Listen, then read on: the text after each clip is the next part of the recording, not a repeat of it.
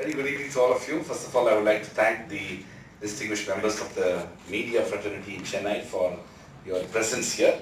The purpose of this press meet was to really, uh, articulate a 10-point growth and development and reform plan for Indian universities, which will ultimately help Indian universities to reach global excellence and also be part of international ranking. The context of this press conference was a recognition that we simply cannot $1 billion economy without focusing on the human capital and the human development potential that has to emanate out of our universities. We've been talking about the need for building a $5 trillion economy, and that's a very, let's say, noble and important objective that we need to have for strengthening our economic institutions and also to develop that capacities within our country. But the heart of that challenge is how do we do that without equipping our universities and to upgrading them, also enabling them to become truly world-class institutions.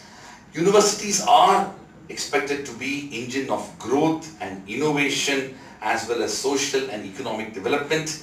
Unless and until we have world-class universities in India, we simply will not be able to achieve that potential. It's also important to mention that if you look at other countries which have tried to do that in recent times, including countries such as Singapore and South Korea, cities such as Hong Kong and Taipei, also our large neighbor China, there has been enormous importance given to higher education.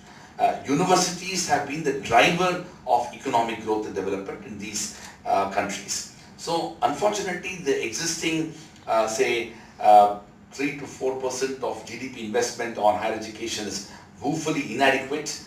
We need to move towards over 6%, and that's been a long-term demand from the education fraternity and also other policymakers. However, it's not just the GDP investment. We need to look at the existing university systems in India, and we need to radically philanthropy supporting both public and private universities, strong academic and institutional freedom, many admissions processes in the universities. The fifth is internationalization. I mean, this is a very important element because we know that it has been lamented by our Prime Minister, but also many other education leaders, that not a single Indian university is one among the top 100 in the world. While there are universities in China, in Singapore, in Hong Kong, in South Korea, and Taipei, which do figure in the top 100 in the world. So one of the most important elements of that is our relatively, let's say, indifferent approach towards internationalization. We need to develop a stronger sense of internationalization in our campus, internationalization with regard to faculty, students, staff, research, curriculum, partnerships, collaborations, inward mobility, immersion programs, exchange programs, you name it. There has to be a stronger impetus given to internationalization, which ought to become the heart of institutional building. The sixth is something which we have also struggled in India, which is about hiring of outstanding faculty members and inspiring teachers as academics who are prolific researchers as well. Across India, there have been a number of challenges in this. I'm sure some of you are aware that nearly 35 to 40% of the faculty positions are lying vacant, unfilled in our central universities. Even IITs and IIMs have over 30% faculty positions lying vacant, unfilled. The state public universities across the country have over 50% faculty positions lying vacant, unfilled for several years. We need to not only ensure that we fill up these positions, but we also need to attract the best minds in our country to be able to attract them to come into academia. So addressed the issue of diversity, inclusion and accessibility is to be able to create access and accessibility through scholarships and fellowships and studentships, which will enable students to study in those institutions. I mean, I am also a recipient of that. I got the Rhodes Scholarship to go to Oxford. I got 3 more fellowships to go to Harvard. I didn't spend $1 or £1 to go to Oxford and Harvard. That type of idea need to be brought into Indian universities in a bigger way so that we can have people who simply can't access education to come in. We also need to create a more diversified and pluralistic campuses. because India is an obviously diverse country, but since universities tend to be isolated, it's not common for students across India to be able to going into other campuses across India. We need to take an additional effort. Some of the central universities are more privileged than others. We are very fortunate at OP Jindal Global University, where we have students from across 29 states of India and 20 plus countries in the world. But those are unusual experiences. Most of Indian universities tend to have students only largely from the vicinity, at best from other parts of the state itself, but rarely from students from other states. And what we call the gross enrollment. And so the gross enrollment ratio, GER.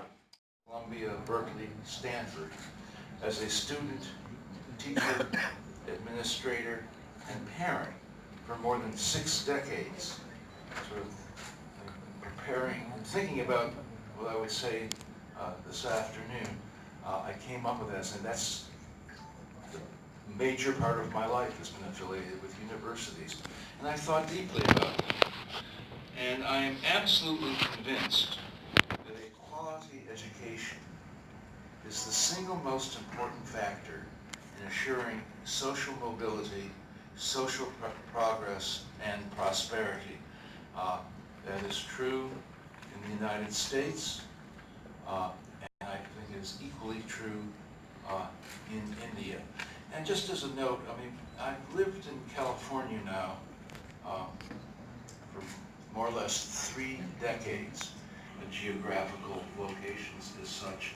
And Berkeley, which is across the bay from the Silicon Valley, sort of partakes in that. And to watch the growth of Silicon Valley and the growth of the computer industry, and largely as a result of what was going on at Stanford and Berkeley, is just quite extraordinary. And there's no reason that can't be duplicated and improved upon elsewhere. I think I'm going to just sit down, answer questions, listen to press secretary to the mayor of New York, so I'm familiar with press conferences too. Thanks. These which have been declared as institutes of eminence, as an effort to expand our programs. We have launched several new programs in recent times. The Journalism School and the BA in Journalism is one such program, but also in the forthcoming year we have started the BA in Legal Studies. In addition to our regular law school programs, we've also launched the BA in Social Science and Policy in our Public Policy School. We have launched the BA in Political Science in our School of International Affairs, and also a Masters in Economics program. So these are some of our newer programs. We of course have existing programs in the 8 different schools that we have, including in law, business, international affairs, public policy, liberal arts, journalism, architecture, and banking and finance.